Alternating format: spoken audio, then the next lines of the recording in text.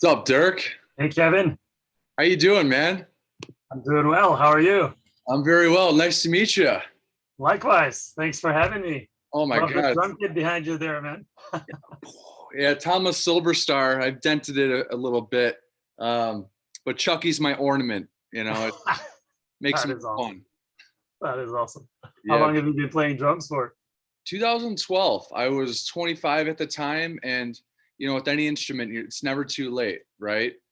And True. I moved out to Cali. Geico transferred me out to Cali, and I wanted to get a band together. So it was a dream come true to perform a little bit out there.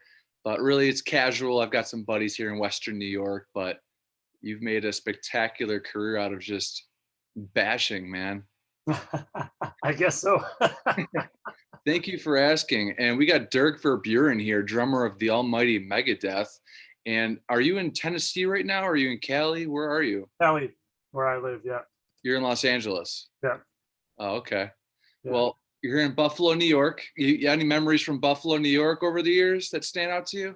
Some great shows there. I remember one particular show we played with Soilwork that I think was the last show on one of our tours. I forget which year, but it was an epic show. It was one of those where we didn't expect much and it turned out to be an amazing crowd, just like lots of excitement. We had a blast. So yeah, that's my memory of Buffalo.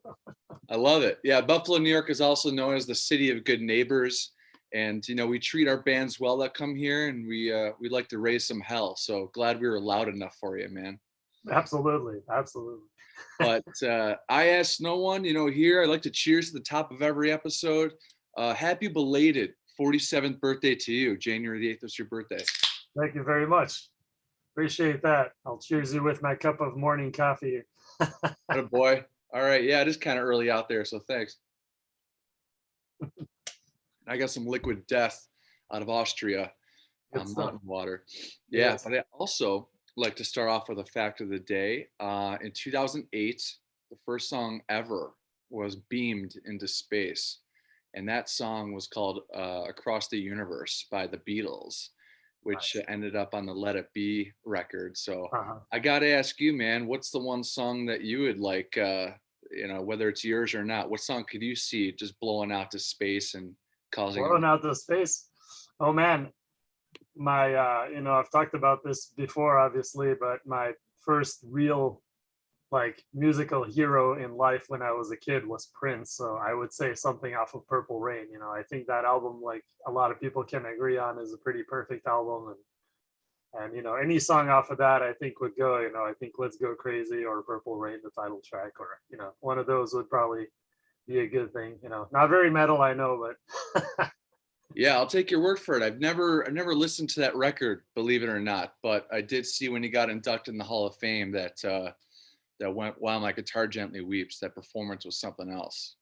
Man. Yeah, he was an incredible player, an incredible composer, just a unique person, and he really influenced me a lot over the years. Even though obviously I operate in a different kind of sphere, I guess. But if it wasn't for Prince, I don't think I'd be where I am now. So.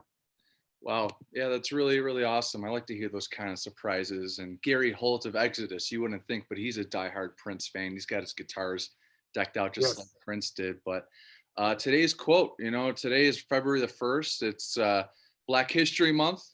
Every month's Black History Month. Every month is Everybody Month, right? So never succumb to the temptation of bitterness. That's what he said. And James Hetfield said that in Atlas Rise off the Hardwired record. Bitterness and burden, curses rest on thee. Grudges break your back. So to be more open and to have less bitterness, I think that was a great quote. Just wanted to share that with you. Definitely love that. Yeah, but the Megadeth record, the new Megadeth record, The Sick, the Dying, and the Dead, it's supposed to come out this summer, right? Is that correct? That's correct. A little bit. Yes. Okay. All right. Yeah, we can't wait to check that out, man. Myself fucking included. We got Dirk Verburen here of Megadeth, formerly of Soilwork, Cadaver, and SCARVE. Yeah. But you're in Megadeth. You joined Megadeth in 2016. I did. 6 years later, does that still hit you like a mind fuck or what? Yeah, man. I mean, it's not a place I ever thought I would end up. I just love playing drums. was trying my best to do that as a thing in life, and somehow make the rest of my life work with that. That was always something I pursued ever since I got serious about that back when I was about 18 or 19 years old. And I never sat there and thought, oh, one day maybe I'll end up in one of the biggest metal bands on the planet. That wasn't even on my radar. So when it all kind of happened, and now looking back on those years where that just all kind of came together, it's pretty amazing, I have to say. Yeah, that's absolutely spectacular. I believe it was Chris Adler who name dropped you with Dave Mustaine when they were looking for a drummer, and you have delivered. See, I'm a drummer. I'm groove. I'm Black Album. Your style of drumming is so intimidating for me to learn. I don't even know where to start, but absolutely phenomenal drummer. And thank you. Back 30 years. This year's 30 years since Countdown to Extinction came out, and Alice in Chains' Dirt record. But Countdown, do you remember when that came out? Were you a big fan then? Yeah, very much so. After buying Peace Cells and Rust in Peace and seeing the band live back in the days of the Clash of the Titans tour, I saw them in Paris where I lived at the time.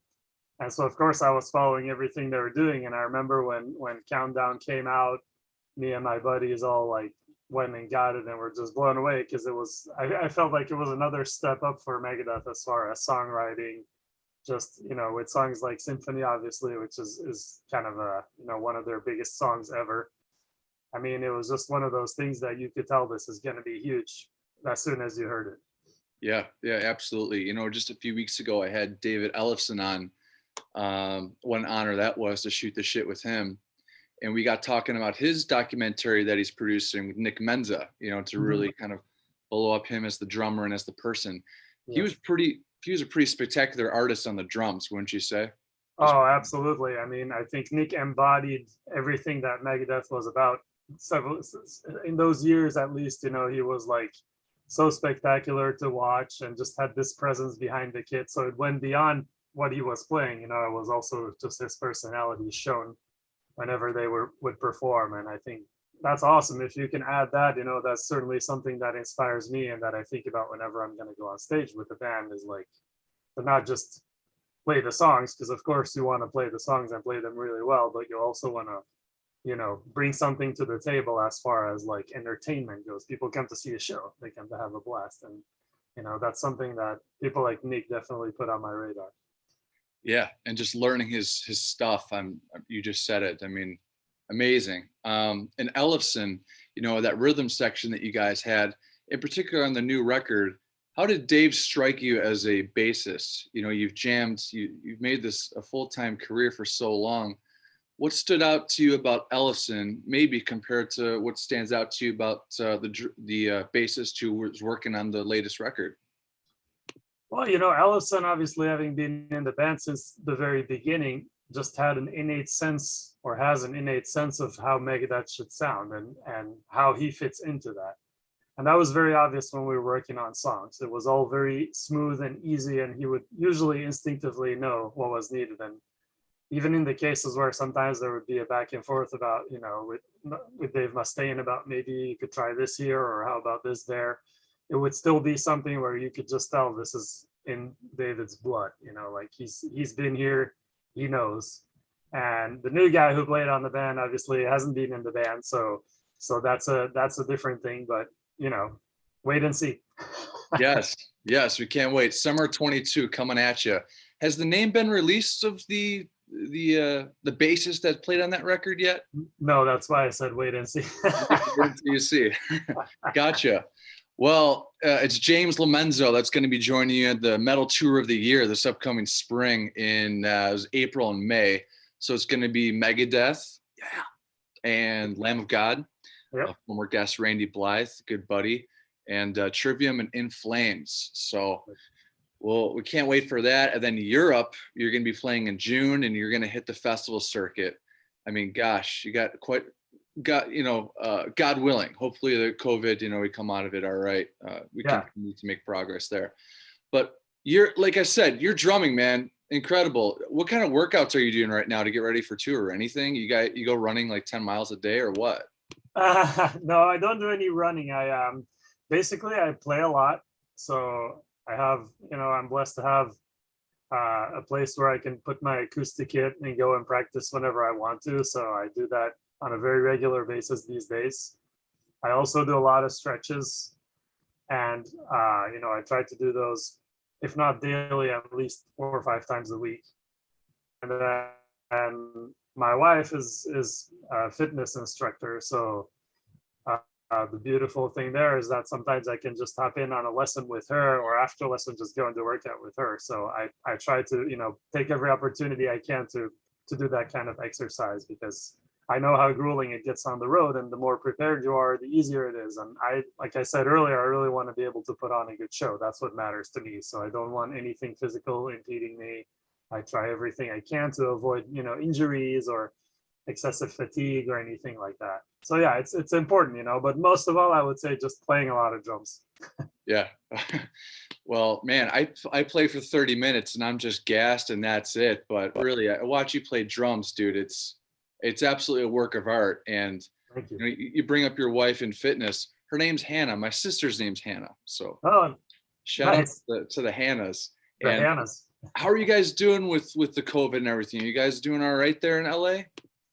Yeah, man. I mean, we were hit like everybody, I guess, and for a while it was pretty tense and pretty strange. And I think the whole world went through this feeling of like, what's going on, what's coming. Nobody knew what was next and how to really deal with this. And but things have eased up here quite a bit. I think over here people are very respectful in general of being respectful to each other. Wearing masks when you're inside anywhere.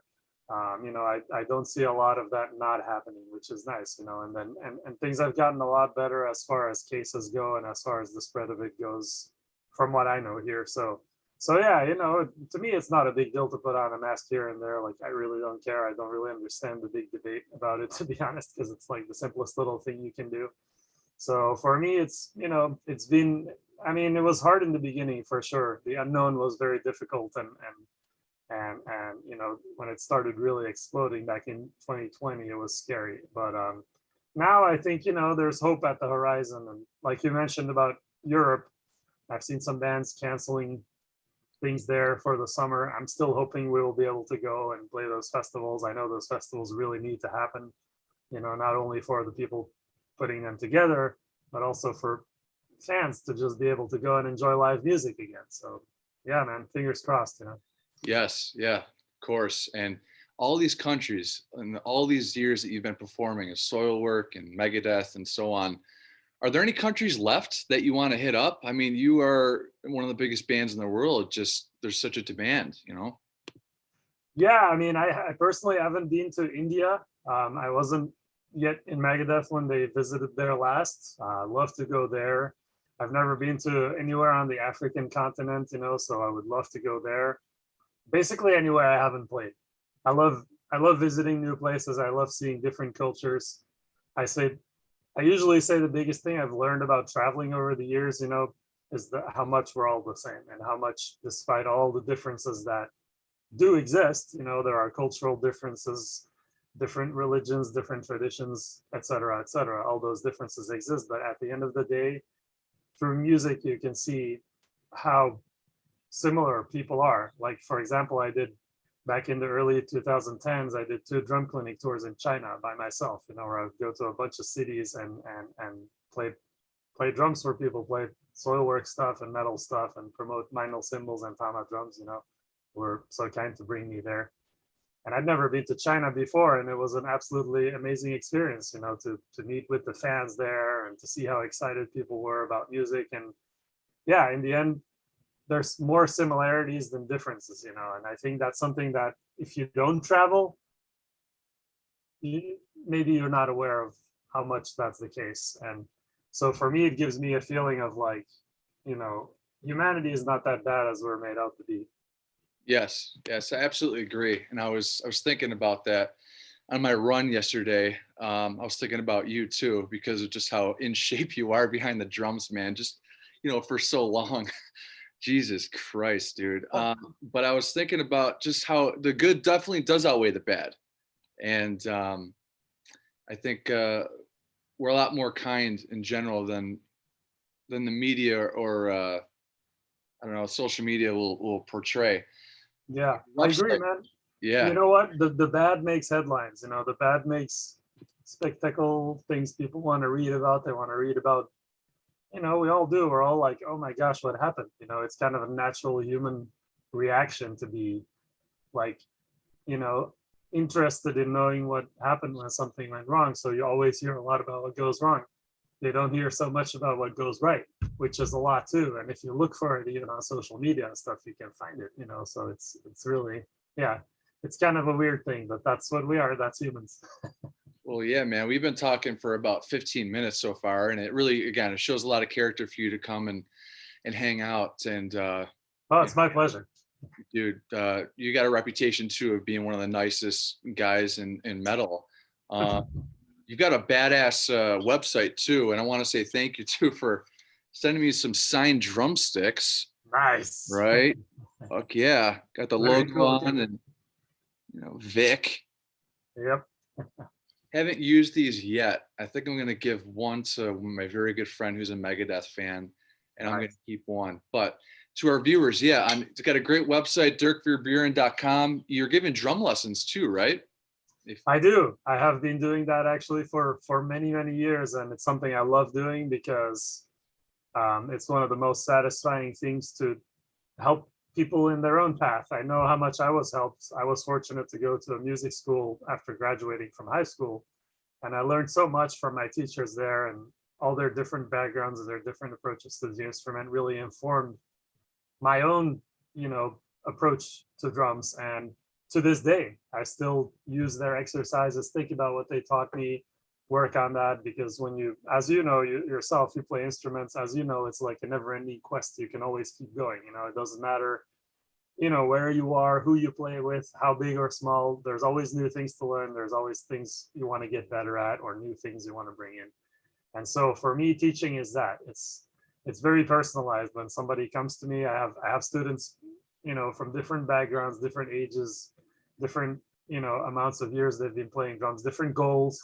And so all that comes into account with what we work on. And I love doing that. Yeah. I mean, teaching, shout out to all the teachers and the coaches and the trainers out there, yourself included. Yesterday I was at a wake for Mr. Thomas Zabawa. He taught my dad English, and you know, there's things that you remember from your teachers and your coaches over the years. So, and God bless Mr. Zabawa. And thank you to him. So with your teachers and your professors, what are their names if you want to give them a shout out? And is this in Paris or Belgium? Where were these teachers? Where were you instructed? This was actually in the city of, in France in the Northeast called Nancy, which is close to not that far from the German border. That's where I went to music school. And some of my teachers there that I would love to give a shout out to are Alain Gautreau. He's actually someone I'm still in touch with. He works for Tama in France. Amazing person, amazing drummer, amazing teacher. There's Frank Aguilon, there's Denis Palatin, there's Richard Paul Morellini. Like, all those people had a massive impact on, you know, what I do today, and without them I wouldn't be here for sure. Well, that's amazing. Yeah, well, thank you for the opportunity to mention their names. I love that. Oh yeah, absolutely, man. You're going to teach me a little bit, so just stay tuned. Maybe in the next few months or when you're off tour, I'm going to hit you up. So we'll love that, Kevin. Yeah, man, anytime. Yeah, thank you. DIRKVERBEUREN.com. Check it out. We got Dirk here from Megadeth. So cool. Fuck yeah. So I got to ask you, and I don't ask this to too many of my heroes who I have the pleasure of sitting down with, but you're in one of the biggest bands ever. What if you're not pumped up to go up on stage? I mean, is that a dumb question? Like, what gets you, you know, you got 50,000, you got 20,000. What gets you jacked up to get out there? It's impossible not to be. As a matter of fact, you know, I think for me, it's more about being calm. You know, I actually, I know that may sound a bit strange when you're going to give like a really intense performance, but I like to be centered. I like to be focused when I go on stage, which is why I always do my stretching routine not long before, you know, and then I just sit at the kit. We have a little jam room that we take with us, you know, on the road. And so sometimes we'll go through a few songs together. They will want to play a few songs, or maybe someone else in the band will want to review a part somewhere. and I'll also sit and just practice a little bit on the little e-kit we have. But that's it, I just try to be really focused on what's coming, centered, and I go up and I just enjoy it because I see every show as an adventure, as a chance to be there and to do what I love. And I'm very aware of that. It's not something that escapes me. Sure, there might be things that happen throughout the day. Everybody has good and bad days. Everybody has times where things suck, in life. But whenever I'm on stage, I'm there for the fans and I'm there for the band, and I just feel happy to be there. And if you could just describe the feeling of when Dave Mustaine is looking at you from the drum riser, in between a song, any inside jokes that you care to share, or, little things that have happened over the past 6 years on tour? I mean, there's been a lot of funny moments because Dave is hilarious, and he's a very, very witty person. He can say that he has the funniest comebacks and even the funniest lines, that he'll throw out at the most unexpected times. I can't remember any specific ones, but there's been a lot of moments where I've cracked up with Dave. That's just who he is. Like, everybody knows him as a very serious and focused person, which he is too. But he can also be really hilarious, and so it's just when I look out there and I realize that this is what's happening. I'm playing with Megadeth. I'm here on the stage. All the people are here enjoying the songs. It's really the best thing. There's nothing better than that. I can't imagine a better place to be as a musician, and especially because, as I said earlier in the interview, I never thought I would be in a place like that. So that makes it even more crazy. Besides the pop, maybe that the crowd gets to Holy Wars or Peace Sells, are there songs musically that you really love to play? Like, every single time it's just very exciting, just the certain fill here, the certain crash here. Any songs that jump out at you?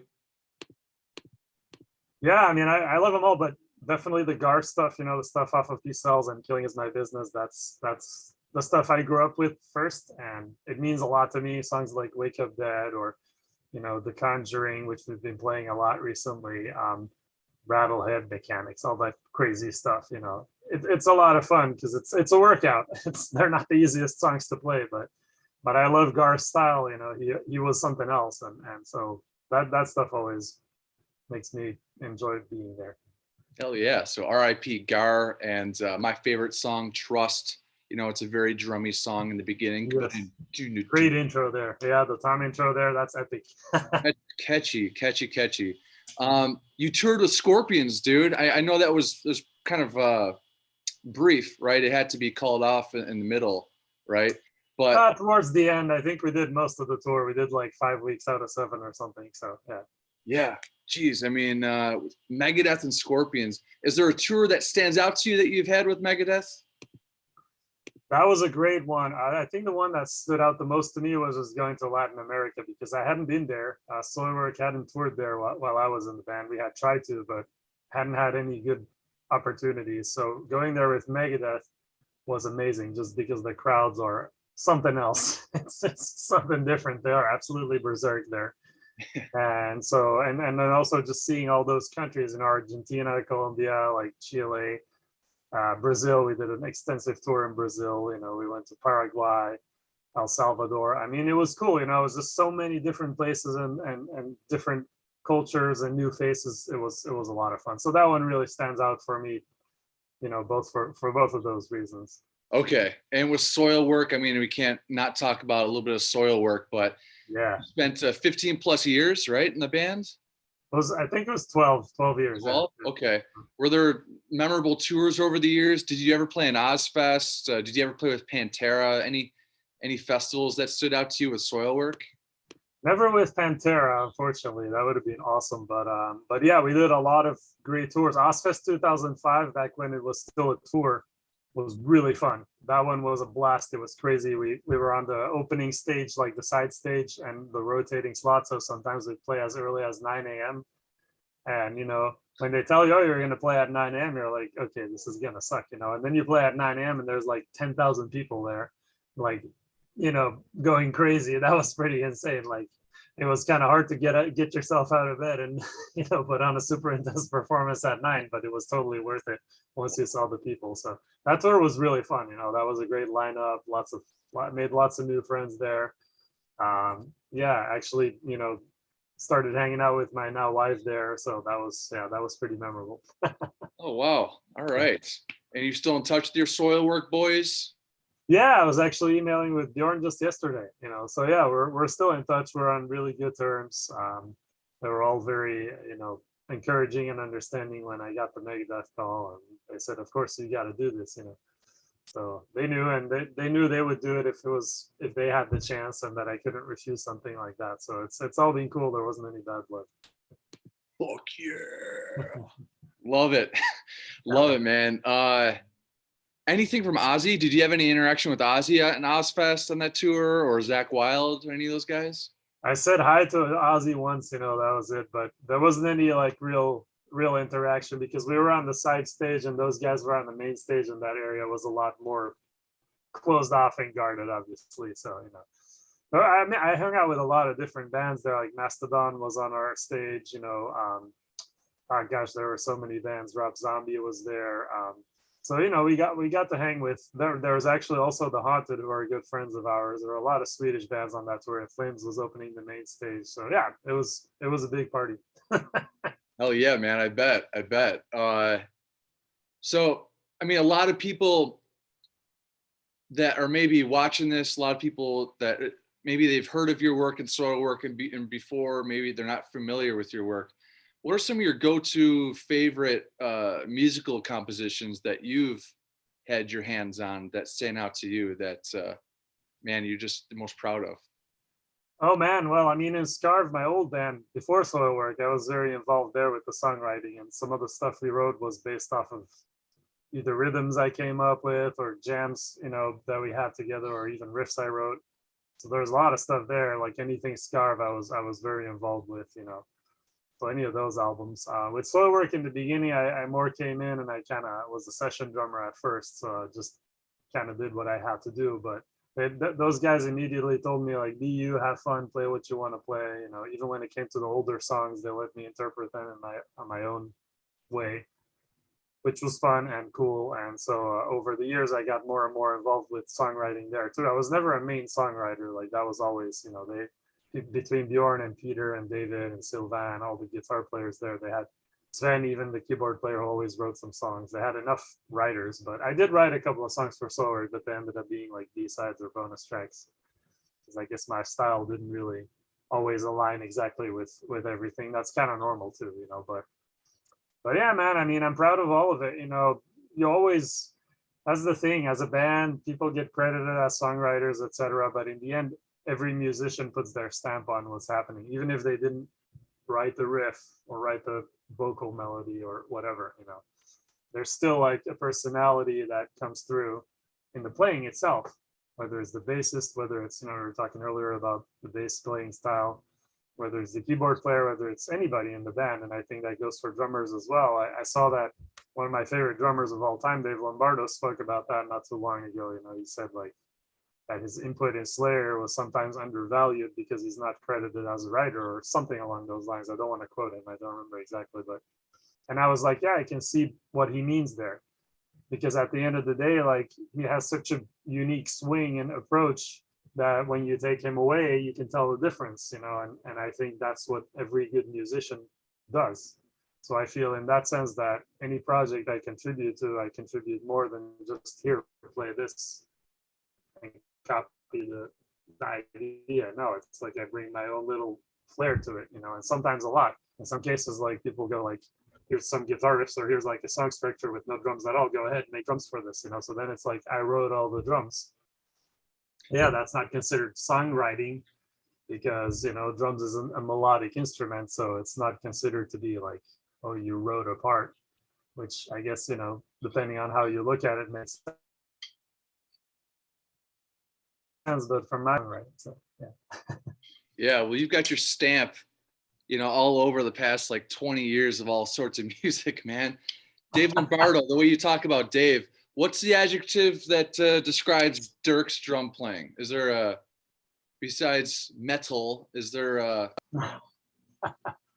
fast? I don't know. Is there a way that you would describe? Man, I would hope creative, because that's one of the things I worry about or think about. Not worry, I guess is not the right word, but one of the things I think about whenever I'm recording drums, which I do a lot. I do a lot of session work and things like that. I always try to bring something different, something new. I try to see what could work in the song and how I could, use something that I've done before, maybe, but in a different way, switch it up a little bit so that it's like unique to that particular song or that particular part. And that's what keeps me entertained. Is it's not, of course, there's stuff I like doing. I love playing blast beats and crazy fast stuff, and that's always going to be the case. But I also love bringing in little creative things, like recently having performed at the Chuck Schuldiner tribute. There were a couple of gigs in Tampa, Florida, that I was lucky to be a part of late last year. And just, of course, I grew up listening to Death, and I knew all those songs, and those drummers are all incredible. Sean Reinert, Gene Hoglan, Richard Christie, all of them, even Bill Andrews, that played on the early records, and obviously Chris Ryford from Scream Bloody Gore. But like, we were playing like the more modern stuff, Sean Reinert and onwards, and just learning all those parts was really inspiring. His parts, obviously, I love Sean. He's one of my biggest influences too. Gene Hoglan too, just incredible, all the ideas, all the stuff. And when you do stuff like that, you learn things like that, and you really study other drummers' parts. It then like fuels again your own creativity, and then you start like approaching things with a new thought. Like, for example, because Gene uses the two rides a lot, since I've been doing that, I've kept my second ride on my left, and I've been using that a lot creatively. It's stuff like that that's just inspiring. Yeah. And Steven Adler uses his cowbell. So do you got any cowbell in your future there at your drum kit or no? Who knows? Maybe one day. Hell yeah. Bow, bow, bow. I love Steven Adler's cowbell, man. Well, yeah, SOILWORK, they're from Sweden. Well, they are from Sweden. Did you guys ever cross paths with Opeth or Ghost? I love those bands. Opeth, yeah, a couple of times. We did some festivals with them, had a few short chats with them. Super cool guys. Ghost, no, that was like the only time I ever saw them was I was already not in SOILWORK anymore. But yeah, there's a lot of great talent in Sweden, man. A lot of great bands. I grew up with the underground death metal scene there. All bands like Entombed and Grave and Dismember, and just that whole scene was really influential for me. So I think Entombed is definitely a standout band for me when it comes to Swedish extreme music. Yeah, the almighty Entombed, and forgive me, please, their singer, right, passed away. Yes, Lars-Göran Petrov. Yeah, LG. Yeah, LG, yeah. R.I.P. LG. And yes, we got Dirk VERBEUREN here of Megadeth, and you talk about death metal, and I just have to bring up black metal too, because my good buddy Mike Lane of death metal pioneers Detriment out of San Pedro, California. He was previously on my show. He saw you. He actually interacted with you in October of 2019 at an Opeth show in Riverside. And he just telling me the other day how nice you are, and I would agree. You're very nice. And, and you like fucking black metal too. I do. What are some bands you like? You like Burzum, Mayhem, any of that kind of stuff? Yeah, absolutely. I mean, the whole Norwegian scene, it's they're all different in a way. And my first black metal experience though was actually Swedish, was Bathory, because I had read a small article at the time in France where I lived at the time about Bathory, and I was very intrigued, and so I went out and bought Hammerheart, which is really more of a Viking metal album. I know now we're talking like categories, but it wasn't like the intense evil like thing that I expected. It was quite different. So at first I didn't know like what to think of it, like, do I like this or not? But then it really grew on me, and I think that's just absolutely magnificent record. Then I went back and got like the older Bathory stuff. About, okay, this is the stuff they're talking about, the crazy stuff, But that was my first, kind of black metal experience, shall we say. And then from there, a few years later, I remember I was writing for a fanzine, just doing reviews for a fanzine called Acid Vicious back in Nancy, France, where I was going to music school. And the guy who was running that little fanzine gave me a tape which had Under a Funeral Moon and Transylvanian Hunger by Darkthrone like each side A and side B, and that really blew my mind. I was like, what is this? This is like the most underground, now they would say necro sounding recording, and it really, like, that really got me. So then I got super interested in like the whole Norwegian explosion that was happening. Emperor was really huge for me in the Nightside Eclipse, but especially Anthems to the Welkin at Dusk, which I think if I had to choose one black metal album, that's like one of the best ever. That's definitely it. Satyricon, love Satyricon. I got the chance to perform with those guys back in 2014, filling in for Frost, and I've been friends with all the guys since then, which is an amazing experience. Thorns, the self-titled Thorns album.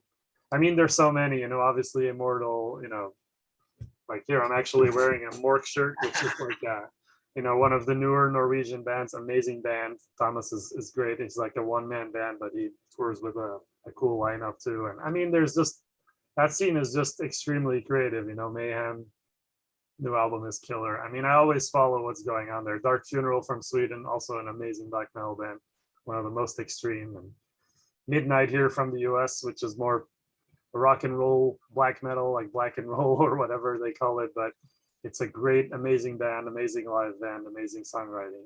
There's so much greatness in that scene. I love it. Yeah, so no shit, you were at the Bath show just rocking out. And oh yeah. Dude, you're clearly into black metal, and we've talked about Beatles, we've talked about Prince, and we've talked about Satyricon. I think that's really cool within 30 minutes.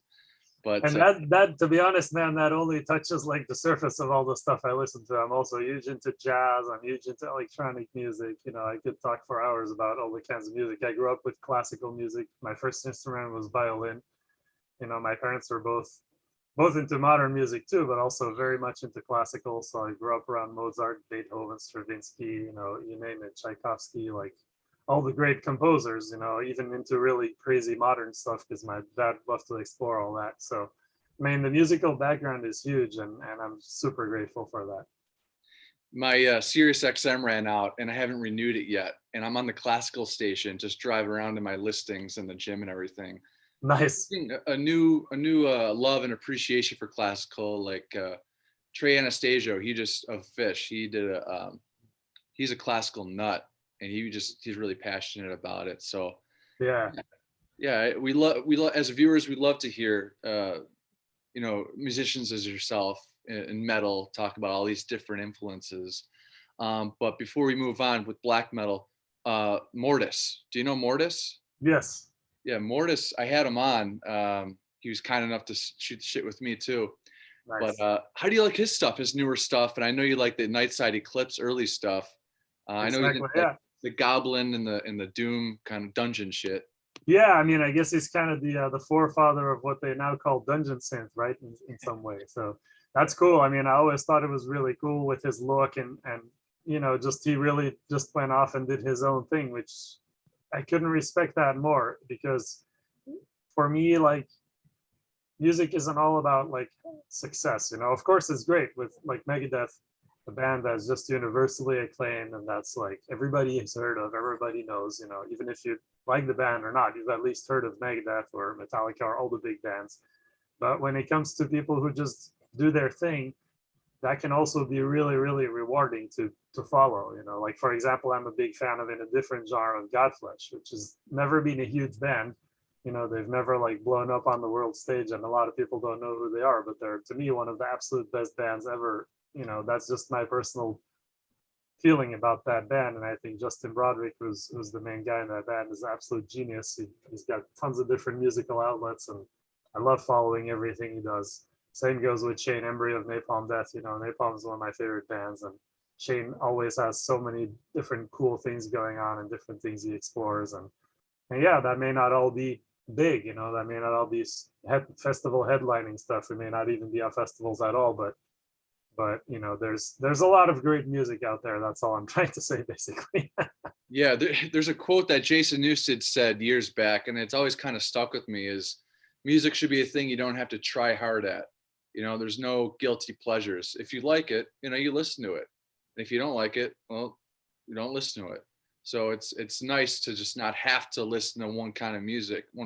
I mean, dude, we're at the Buffalo Bills game, we'll crank up the Backstreet Boys and go word for word Backstreet Boys. Then There you go. next one's Killing in the Name of Rage Against the Machine, you know. You know, just love it all. So Yeah, man. we got DIRK VERBEUREN here of Megadeth, and just to switch gears a little bit, for every new subscriber, and I encourage our viewers, you know, subscribe and a like, really appreciated.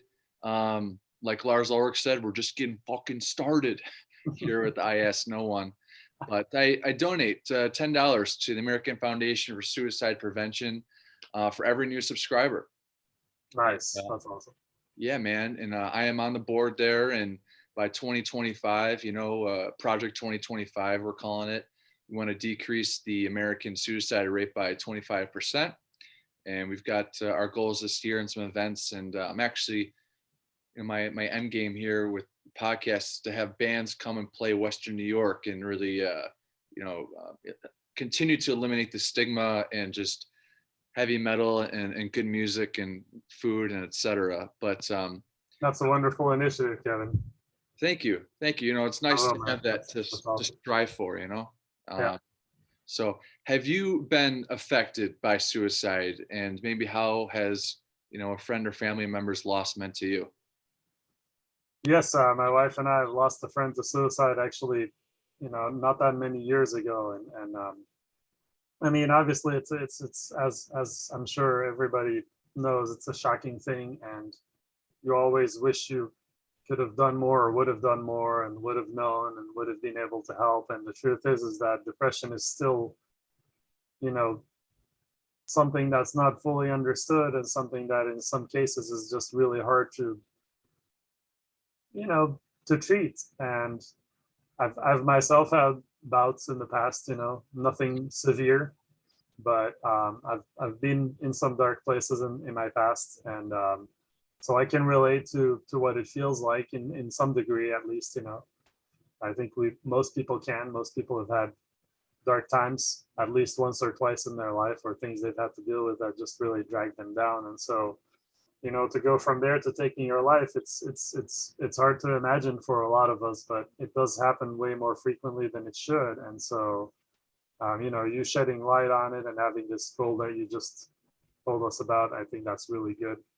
I think the biggest thing is just for me to just look out for each other, man. And whenever I'm with somebody and I'm working on things, or I'm just hanging out, I always try to, you know, be there for people. And a lot of it is about listening to each other. Like you said, depression, there's a stigma attached to it. People don't like talking about it. People are afraid to talk about it. People are ashamed, you know, or they don't want to bring that kind of stuff to the table when they're depressed, because they feel like they're going to ruin the mood or be Debbie Downer. And it's understandable that you would think that. I've thought that myself when I was in dark times, but at the same time, when you need help, you need help. And, you know, it's hopefully the goal will be attained and things can be better. You know, it's a difficult world. We're fortunate to be here and to be doing what we're doing and to be connected to our passion. That's not the case for everybody. Some people don't, you know, a lot of people don't get the chance to live their passion, you know, or to be connected to it in the way that you and I, and hopefully many of our listeners are. So it's, you know, we have to be there for each other. Yes, that's very sweet. And you know, it is okay to not feel okay. You know, it's fine to talk about it. And if Chester Bennington of Linkin Park and Chris Cornell of Soundgarden and Audioslave taught us anything, is that depression does not have a face. And if you get the sense that one of your buddies or a family member could use a text or a call, or, you know, you walk by someone, or I'm jogging by someone, you give them a smile, you don't know what that smile does to that person. That can make their day, week, month. Absolutely. So yeah, I dedicate the past few minutes here to my late great buddy Michael J. Holden. And one thing that is in my fiance and I's bedroom, which you know, don't worry about it. This is G-rated here. This drum head was used in the Stranded music video for Gojira. Nice. Right? And that's amazing. Fuck yeah, man. Very cool. Mario, he did the white tree here, Stranded, with you know French. I think that's January. Yes, that is, yes. Very cool. And I asked Joe, leave the moment alone. That's the biggest thing that I think Gojira does for me in metal is it really helps me and a lot of our metal comrades be in the present moment. You mentioned, you know, you go to these shows around the world. It's communal. You're going there for a nice escape, and that's what Gojira does for me. That's what Megadeth does to me. Leave the moment alone. So, Mario Duplantier, you've brought him up before. What is his? How would you describe his drumming? Man, he is a force of nature, that guy, I swear. I was fortunate with my old band SCARVE to share the stage with Gojira when they were still very much an underground band. You know, they were actually, I believe, still called Godzilla at the time. It was like shortly before they changed their name and recorded their debut album. We got to share the stage with them at a small festival in France, and I'll always remember because our guitar player in SCARVE, Patrick, who I started the band with, had seen them previously some months before somewhere else, and he said, "Man, you've got to see this band, like they're unbelievable," you know. So of course I was like fixated on seeing what he was talking about, and they blew us away, you know. And like I said, they were an unknown band at the time, but they had such an amazing show, and Mario was already so like expressive behind the drums and creative and just a powerhouse that from there I was a fan. And I remember actually trying to get them signed to the label we were on at the time. Didn't end up happening. I think they ended up self-releasing their first album and then went on signing with Listenable, where SCARVE was also by then. So we had like kind of like this side path, you know, without ever really playing that often together and stuff, or really like being close friends or anything. We kind of had a similar trajectory for a while, SCARVE and Gojira. And I was so happy. Like I always believed in them from that first show, and seeing them, I was like, this band like deserves to be huge. Now you got to know, it's very difficult in France to stand out. You don't know many French metal bands, I'm sure. There are many, but most of them never make it out of the country, you know, or out of like maybe France and the surrounding countries. So I was really hoping for Gojira to kind of break that pattern, and they did. And I'm so stoked about that. You know, every time I see the guys now at a festival, we'll be playing together, I'm like, I'm so excited to see you guys. It's so cool that you guys are here and playing, and because they deserve it. They're just that good. And they're really genuine, you know, you can tell, like they play from the heart. They believe in what they do. They stand for what they do. It's the same four guys, like on the same path. I mean, it's amazing, you know, and Mario is a big part of that. He's an absolutely incredible drummer, super inspiring to me. He's a guy who plays for the song, but can also really, you know, put down an incredible drum solo. And just, you know, again, you can tell that his heart is like 110% in it. And I love that. What an endorsement to Gojira. Could not have been said better. The year was 2009 in Tampa Bay, Florida. I was seeing Metallica. I've seen those guys 42 times around the world. And Gojira opened, and Joe came out right to our mic, spit water out. Me, my twin brother, and my buddy. We're like, who the fuck is this guy, you know? And Lizard Skin and Ouroboros and you name it, man. And off we went. I get the chills too, because I've spent a lot of money and no sleep finding those guys around the world, in Australia to Vancouver and you name it. So, amazing, man. Love it, dude. So Gojira and Mario, that modern metal is thriving. And you mentioned Brann, you know, having fun with Mastodon on the Ozzfest in 2005. Yes. Maybe some fun times with Brann. And how does Brann hit you? Have you heard that new record, Hushed and Grim? I've heard the singles of it, and I was telling myself yesterday, I got to get that because I love the singles and always loved Mastodon, man. From the first record, they're just something else. Again, Brann, absolute powerhouse of a drummer. You know, it's incredible how creative he can be with his snare and toms and just the flow that's in his grooves. It's unique. And, you know, watching Brann play, I think I watched Mastodon almost every single time we played that Ozzfest, you know, which was like 2 months long, and almost every time I watched him just because I'm in love with the way he plays, you know. And super cool guy, super funny. Like there was a lot of antics there, some crazy shit happening. I remember I think it was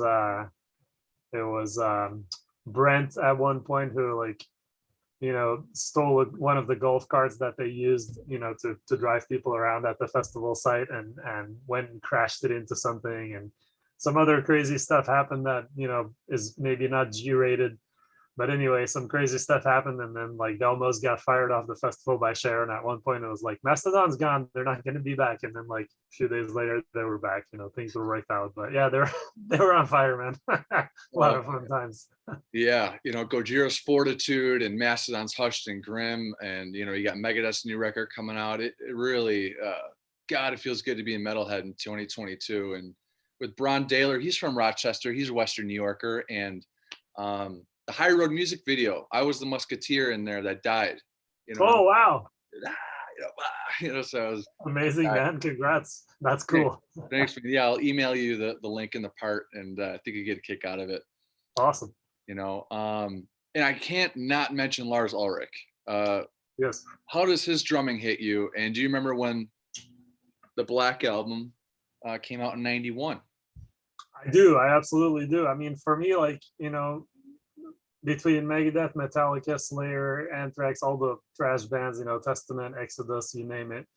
You know, I was hugely into all of that stuff. And then seeing Clash of the Titans, of course, you know, only cemented that. The year before that, I saw Metallica on the Justice tour, which was also amazing. And, you know, I mean, Lars was really pushing it at the time. He was really, I think on Justice, he was really trying to show off his capabilities. And so that was very inspirational for me, you know, like all that stuff. Back then I was just a fledgling beginning drummer. So all of that stuff was just informed what I wanted to do, you know, from those guys, like all those drummers and all those bands to Prince, to like Red Hot Chili Peppers and Primus, like all the stuff I was listening to at the time, I tried to copy it. And Lars was certainly a part of that because Metallica songs were so like, you know, kind of, you know, just these epics that were easy to play along to in a way because they were such memorable songs. And I mean, I think that's what like bands like Megadeth and Metallica really why they became so big, is because they were able to not just be heavy and intense, but they wrote memorable songs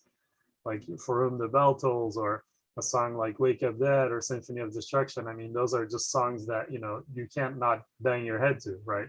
So that's like what I would say about Lars. You know, the Black Album, actually, when it came out, I'm not gonna lie, as much as I really loved some songs on it, I was also really pissed off that they did Nothing Else Matters. I remember I was like, you know, at the time I was really into extreme stuff and still am, but you know, I was a little bit more like this, you know, like a little bit more closed-minded. I wanted things to be fast and heavy. And when they did Nothing Else Matters with the, you know, kind of the whole ballad feel and stuff, I was like, ah, no, you know. Later it grew on me and I was like, okay, it's fine. But back then I was kind of like, they went totally commercial. You know what I mean? Yeah, man. You know, it's really cool to like, I was talking to Dave Ellefson, and you talk to some of my heroes here. You guys are metalheads still. You know, you play the shit, you still love it. You are metal. And I love hearing that. But yeah, you know, Nothing Else Matters. I could see just being into the death metal scene, the black metal scene. Yeah. Here comes Nothing Else Matters, which went #1 in 34 countries, which is fucking right. Crazy. You know, I mean, it's an amazing song. It just wasn't at the time when I was like, you know, how old was I at the time? 16 when that came out, you know, 16 and a half, whatever. It wasn't at the time what I wanted to hear from Metallica, you know, because that was like, you know how it is, especially when you're a teenager, like you own those bands. They're like your thing, you know, it's like, this is me and nobody else gets it. Only me and my buddies in school with long hair and the shirts. And we go to the shows and everybody else is like, you guys are weirdos. And that's kind of what was cool about it too, is it's kind of like you own something. So then when all of a sudden now the whole world owns it, we've all had that feeling with bands, I think. And that kind of happened with me with the Black Album. So even though there's lots of great songs on there too, and Nothing Else Matters is a great song too. It's a hit in 34 countries, #1 for a reason, you know. But the truth is at the time I was kind of like distanced myself from it, you know. It took me a few years to get around to be like, okay, you know, I overreacted. Give me a song between Kill and Justice that you would love to cover on the drums with Metallica. Oh man, I've covered many over the years, you know, for fun jamming. But I don't know. I mean, I think some of the stuff off of Justice would be probably the most challenging. So that's what I would probably take on, you know, something like Blackened, or, you know, something intense, you know, Dyer's Eve, something that, because that's what I love. I love like working hard behind the kit. Yeah, see those are adjectives right there. Intense, challenging, you know, you got to work hard for it. And that's exactly your drumming. Dirk Verburen of Megadeth. We just have a few more questions here. Have you ever heard of the song The Mighty Masturbator? I kind of have, yes. Okay, that song was off Devin Townsend's 2011 record Deconstruction, which had your drums on it. I don't know if it was that particular song, but Devin Townsend is very funny. I think he told a crowd to suck my dick and then went right into a riff once. And my twin brother and I were just like laughing our ass off. How was it working with him? Well, it was an absolute blast. You know, me and him hit it off as soon as we met, pretty much a few years prior. He's an incomparable person. Like, he can be super focused and into what he's doing, and he is, you know, at all times. Like, he's very dedicated to his music. It's part of him. It's an extension of him. It lives in him. He's kind of like Prince in that way. I've been reading a lot of books about Prince in the past years that my wife has gotten for me. We're both really big fans, and I love to read about artists like that. And Prince had this uncanny ability to just hear a finished song in his head and sit down and be like, okay, now I'm gonna record the drums without nothing, and put the bass over it, put the guitar, put the keyboards, and then here's the song. Like 4 hours later, here's like some mega hit that he wrote. And he did that on a daily basis. They wouldn't all become mega hits. A lot of them he wouldn't even release, but that was his life. That's what he did. Devin is kind of similar in a way. I've literally been there, you know, for Deconstruction, seeing him do that with a song, which I believe was, gosh, which song was it? It's one of the songs on the record. I forget that. Sumeria, I think. I was just sitting there in the morning. I was sleeping in the little studio he has there. That's where he had me crash, you know. And he comes busting in the morning. Hey, Dirk, here's some coffee. I gotta sit down and record this idea. And I'm sitting there like half awake, like, you know. And like 2 hours later, here's Sumeria, you know. And I'm like, where did this come from? And he just had it all in his head, you know, all the arrangements, all the ideas. Maybe it's something he'd been thinking about the past 2 days. I don't know, but it was just like unbelievable to just see it materialize in front of me with the level of playing and arrangement that Devin does, which is really good, you know, and really deep. And so, yeah, he's incomparable when it comes to songwriting. I've never seen anything like it in my life, but he's also one of the most funny people I've ever met. So we had so much fun. We did so many silly things during that recording. It was just a blast. Great experience. Quick story, saw Gojira headline Devin Townsend in Montreal in 2013, and Devin came down after they played just to say hello to the fans up front.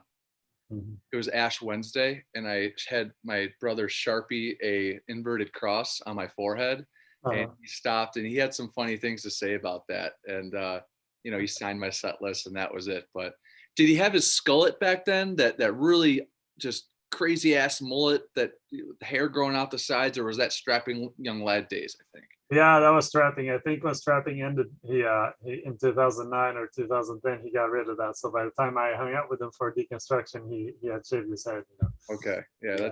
That's good.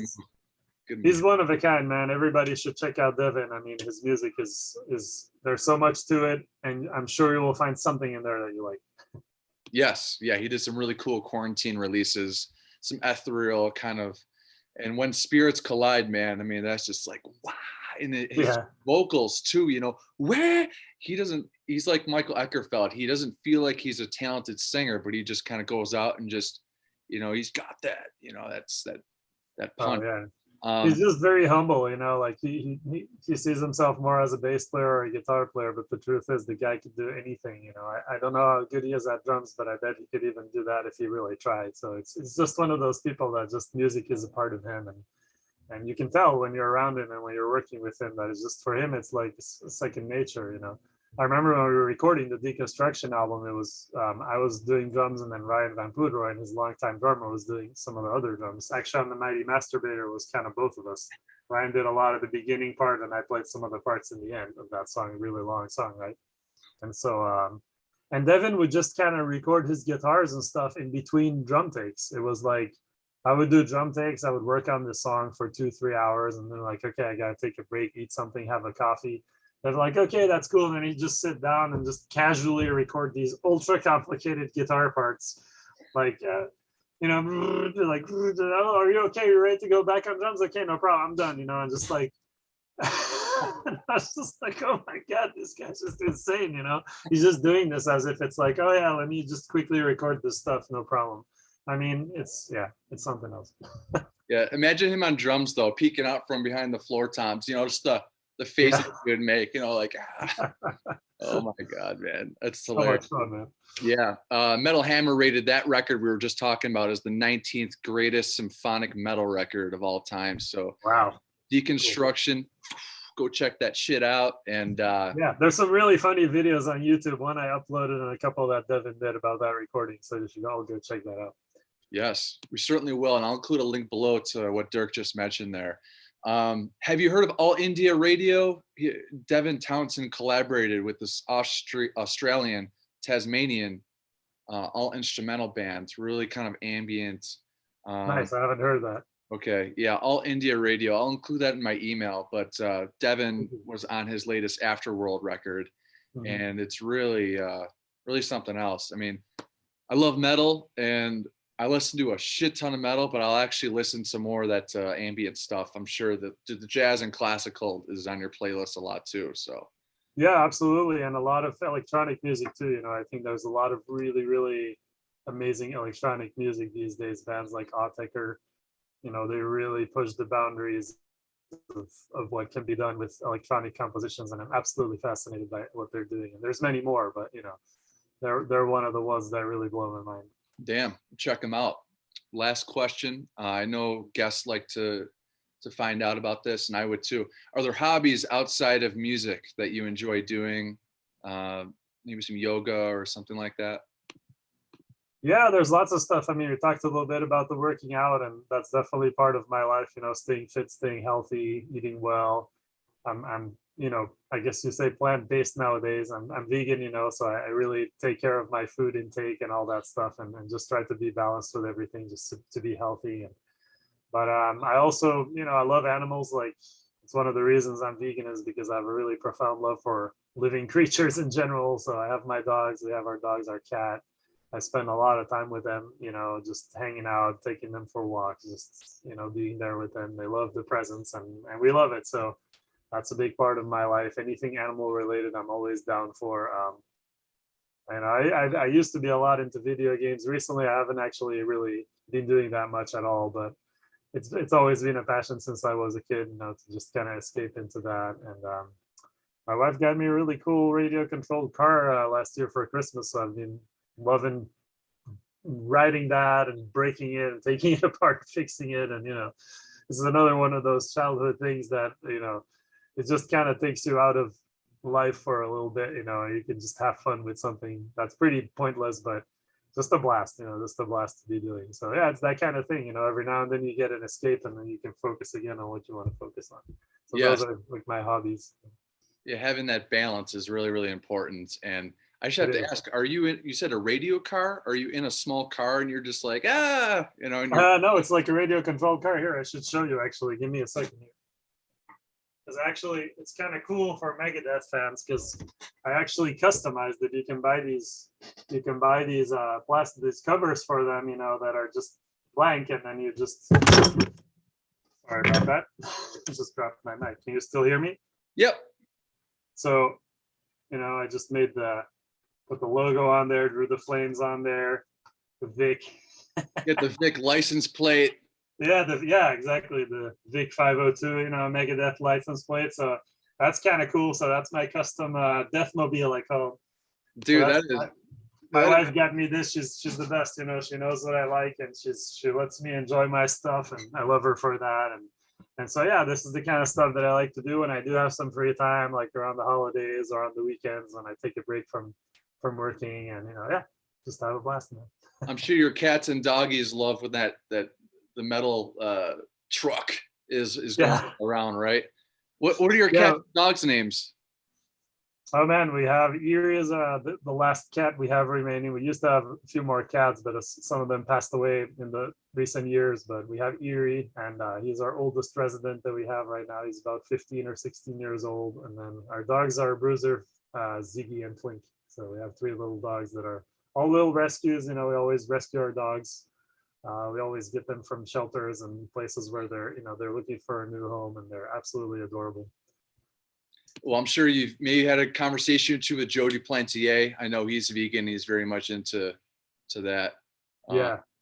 I mean, it's I will never tell people what to do, but I found that when people see how I do it and how people like Joe and other people do it, you know, it can be inspiring for certain people. And those who are interested in finding out more about those things, they'll ask, you know, and then you can talk with them about it and then they can make their own decision. I will never judge anybody for doing what they do because I wouldn't want to be told what to do or what to believe or what to eat, etc. Like I make up my own mind, you know, I inform myself and I make choices that I feel good about.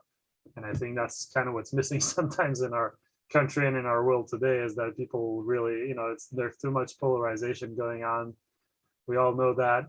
It's kind of like we said earlier in the interview, there's a lot of good in a lot of people, even people that we might have very different opinions from. And I think we need to remember that. And, you know, to kind of wrap this up in a nice bow, just, you know, ask people some questions, you know, try to find some common ground because yeah, maybe you politically disagree, maybe you disagree about other things, but you could still find common ground and work together and maybe you could learn something from each other, even if you don't think you could, because oh no, that person believes this, so fuck them, you know, like that tends to be a reaction a lot nowadays, and that's too bad because I think if we learn things from each other, we can move ahead as a, you know, as a nation and as humanity in general.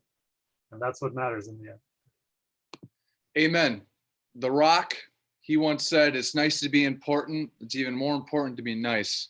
And I want to say thank you very, very much and all the very best to you and Hannah this year. Thank you so much, Kevin. Thanks for having me on the interview. And thank you everybody for listening. I appreciate it. Yeah. So go check it out. DIRKVERBEUREN.com. Got music lessons. Got some badass sticks. A lot of fun there. Next week, got Joshua Toomey on with the Talk To Me podcast. He's also with Notfest TV. Cross paths with them in the press section there and Louder Than Life. Nice guy. He's got a really cool thing going on, and you know I admire what he's doing there. So to our viewers, you like what you saw, subscribe, like, always appreciated, and stay happy, stay healthy, stay hungry, stay heavy. We'll see you, Dirk. Cheers, Kevin. Take care. Thank you. You too. Bye-bye. Bye.